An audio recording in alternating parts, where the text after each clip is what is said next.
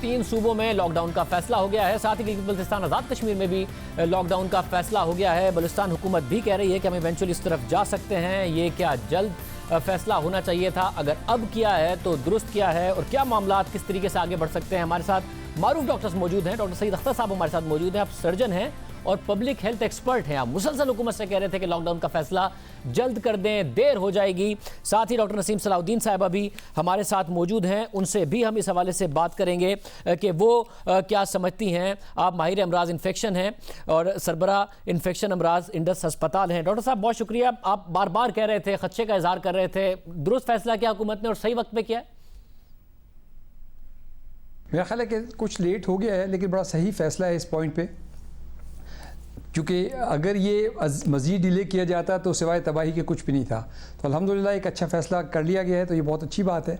और अब अभी इसके कॉन्सिक्वेंस तो अब वक्त बताएगा, लेकिन अब मैं ख्याल है इसके फ़ौरन बाद जो बहुत अहम चीज़ करने की है लॉकडाउन के बाद, वो है मैस स्केल पे स्क्रीनिंग करना।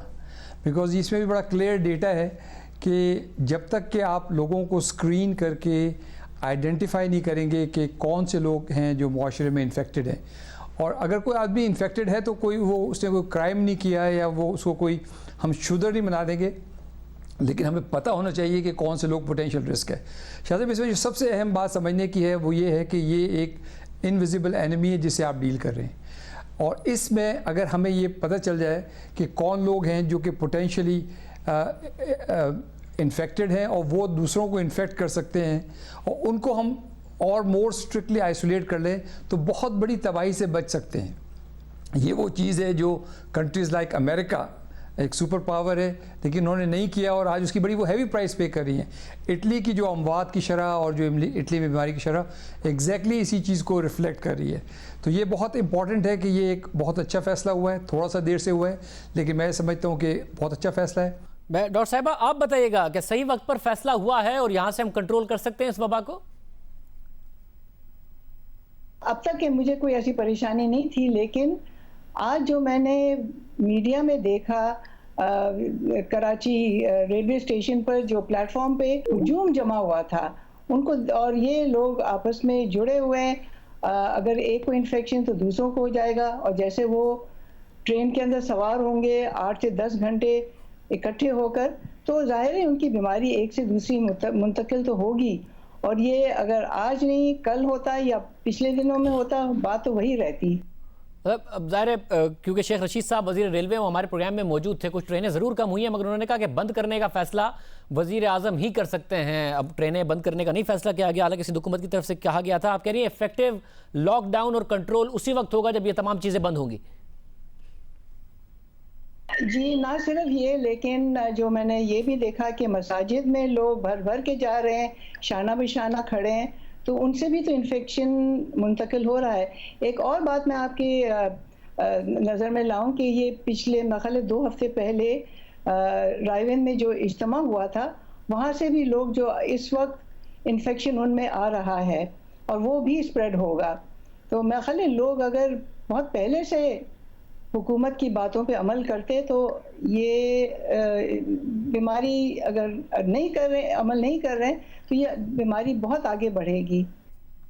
डॉक्टर साहब, सैयद साहब, हुकूमत चाहती है कि आवाम संजीदा लें, फिर हुकूमत साथ में इस किस्म के रिमार्क्स भी आ जाते हैं। पहले ही आवाम को से शिकायत हो रही है हुकूमत को कि वो संजीदा नहीं ले रहे वार्निंग्स को। आज फिरदौसा शिकवान साहिबा ने कह दिया कि ये ख़तरनाक ज़रूर है, जानलेवा नहीं है बीमारी, बहुत सारे लोग इससे सेहतियाब भी हो जाते हैं। अगर 2% का रेशो भी लें तो पाकिस्तान के अवाम में ये बहुत बड़ा बनता है जब हॉस्पिटल्स की फैसिलिटी नहीं है। अगर 50% अवाम को भी खुदा न खास्ता हो जाए, क्योंकि बड़े बड़े ममालिक, तरक्की याफ्ता ममालिक में कहा जा रहा है कि बहुत बड़ी आवाम को हो सकता है, तब भी जो तादाद है वो बहुत ज़्यादा होगी जो लोग इससे मुतासिर होंगे। आपको लगता है कि ये वाकई बहुत जानलेवा मर्ज नहीं है? देखिए, ये बिल्कुल एक रॉन्ग रिप्रेजेंटेशन है। देखिए, इसकी फैक्ट ये है कि ये बिल्कुल सच्ची बात है कि 80% लोग, उनको शायद पता भी ना चले कि वो बीमार हुए थे कि नहीं हुए थे। यानी ये एक बड़ा नंबर है, और ये जहाँ एक तरफ से अच्छाई है, दूसरी तरफ ये बुराई भी है कि उस आदमी को ये भी नहीं पता कि मैं कितने लोगों को वो इन्फेक्ट कर रहा हूँ, और ये बहुत बड़े कैच है यहाँ के ऊपर। लेकिन आप ये देखिए कि जो मोर्टेलिटी इस वक्त इटली में है, जो मोर्टेलिटी इस वक्त ईरान में है, वो 8 से 10% है।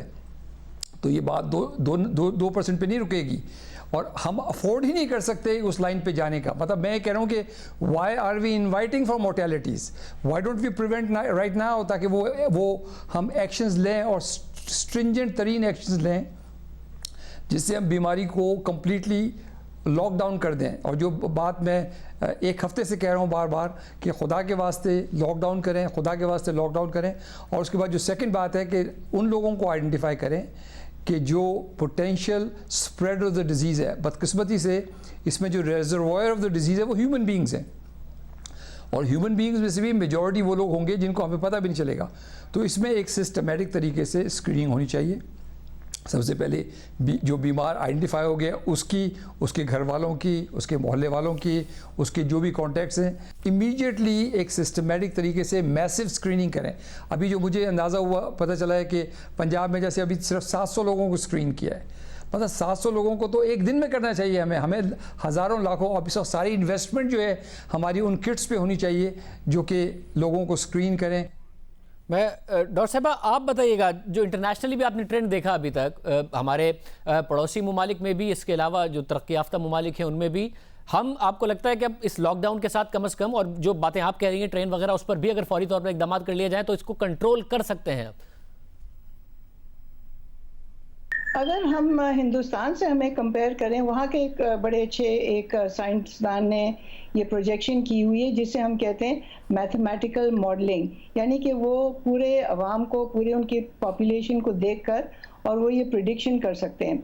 लेकिन उनकी पॉपुलेशन हमसे 5 गुना ज़्यादा है। वो मैं ख़ाली 1300 करोड़ उनकी आबादी, हम उनके 1/5 हैं।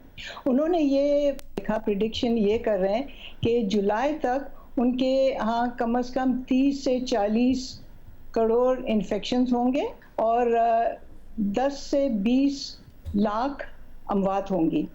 ठीक है, हम उनसे 1/5 हमारी पॉपुलेशन है, लेकिन अगर उसी प्रोजेक्शन को हम देखें तो हमारे यहाँ उसे 1/5वां गुना कम होगा, लेकिन फिर भी वो लाखों में इन्फेक्ट होंगे और लाखों में हमारी अमवात होगी। लेकिन देखें, जिन जिन को इन्फेक्शन लगेगा, बेसिकली 80% लोग ऐसे निकलेंगे जिनको ज़्यादा अलामत नहीं होगा या उन्हें पता भी नहीं चलेगा, महज उनके ब्लड टेस्ट में PCR पॉजिटिव आएगा। 14% वो होंगे जिनकी बीमारी मॉडरेट होगी, यानी कि दरमियानी सिवियरिटी में होगी, और 5% वो होंगे जिनकी बीमारी ज़्यादा शदीद होगी।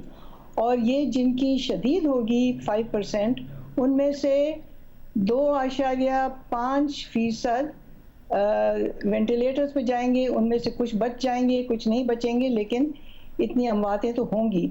अब ये शरह बताने के इतना ऐसे कोई ज़्यादा बड़ी बात नहीं लग रही है, लेकिन अगर ये आप तमाम पॉपुलेशन के हवाले से देखें तो इस साल हमें लगता है कैलकुलेशन से कि 1 से 2 लाख अमवात होंगी अगर इस रुख पे हम चलते रहे। अगर हमने अपने आप को क्वारंटीन और आइसोलेट नहीं किया और एहतियाती तदाबीर पे अमल नहीं किया तो ये बीमारी बहुत ज़्यादा बढ़ जाएगी। बहुत शुक्रिया डॉक्टर साहिबा, हमारे साथ मौजूद थी। ये ख़तरनाक बात है, अवाम संजीदा लें, अवाम समझें। हम जिस फैमिली सिस्टम में रहते हैं, जिसमें वालदैन का साथ रहना, दादा दादी का साथ रहना, 3 फैमिलीज़ एक साथ रहती हैं, 3 नस्लें, उसमें वैसे ही संजीदा लेना चाहिए। कोई बहादुरी की बात नहीं है अगर आपको लगता है कि हुकूमती अहकामात को एक तरफ रखकर आप बाहर निकलेंगे और आपको अगर वायरस लग गया तो आपके वालदैन को, आपके घर में जो बुज़ुर्ग हैं उनको लग सकता है और उनकी ज़िंदगी ख़तरे में पड़ सकती है, क्योंकि जो ज़्यादा उम्र के अफराद हैं उनको इससे ज़्यादा ख़तरा है। इसमें कोई बहादुरी की बात नहीं है। जो नंबर्स डॉक्टर साहिबा बता रही हैं, आवाम की ज़िम्मेदारी है और हुकूमत की भी ज़िम्मेदारी है। अगर ट्रेन में इस तरीके से लोग जाएंगे, वायरस तेज़ी से फैलेगा, इस तरीके से इज्तिमात होंगे, चाहे वो मस्जिदों में हो। रायविंड की जो मिसाल है वो उस जिस तरीके से फैला है, हुकूमत की ज़िम्मेदारी इन तमाम चीज़ों को रोके। और इस वक्त कोरोना से मरीज़ों के अहल खाना के बाद सबसे ज़्यादा ख़तरा उन डॉक्टरों और पैरामेडिकल स्टाफ को है जो दिन रात कोरोना के मरीजों का इलाज कर रहे हैं। महदूद सहूलियात के बावजूद खुद को खतरे में डालकर अपनी जान की परवाह ना करते हुए अपनी जिम्मेदारियां अदा कर रहे हैं।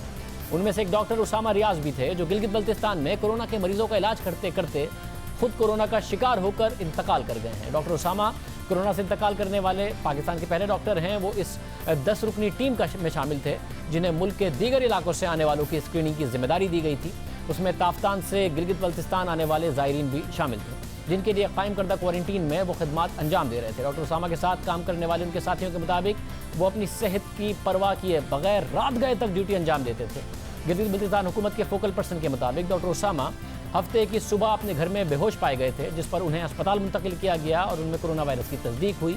इस दौरान उन्हें वेंटिलेटर पर मुंतकिल किया गया, लेकिन वो इंतकाल कर गए। ऐसे तमाम डॉक्टर्स जो इस वक्त अपनी जान की परवाह किए बगैर, पूरा जो मेडिकल स्टाफ है जो अपनी जान की परवाह किए बगैर इस वक्त आवाम की खिदमत कर रहा है, इस वायरस से लड़ रहा है, उसे हमारा सलाम है। प्रोग्राम में एक ब्रेक शामिल करते हैं, मज़े आपको फिर बात करेंगे।